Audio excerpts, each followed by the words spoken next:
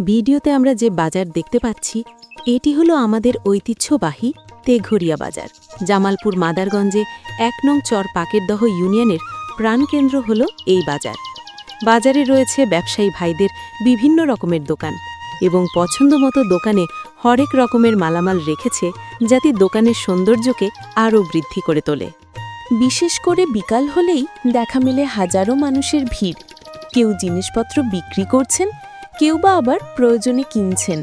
আর এটিই হলো আমাদের বাজারে নিত্যদিনের বেচাকেনার সৌন্দর্য।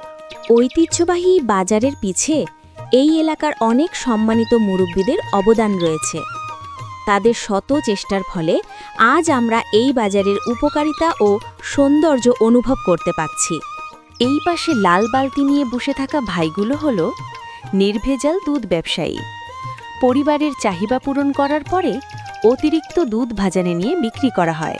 এবং বাজারের ভিতরে রয়েছে বড় একটি গাছ।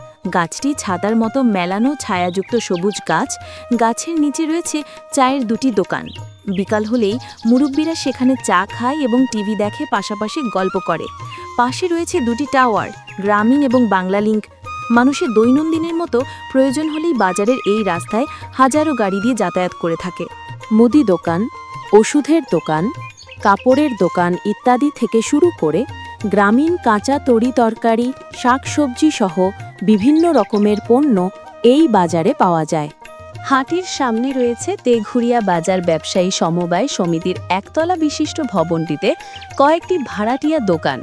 হাটুরে মানুষের বাজার করা শেষ হলে বাড়িতে যায় এই রাস্তা দিয়ে। আর এটি হলো আমাদের ১ নং চর পাকের দহ ইউনিয়ন পরিষদ অফিস। এই সব কিছু মিলেই হলো আমাদের তেঘরিয়া বাজার।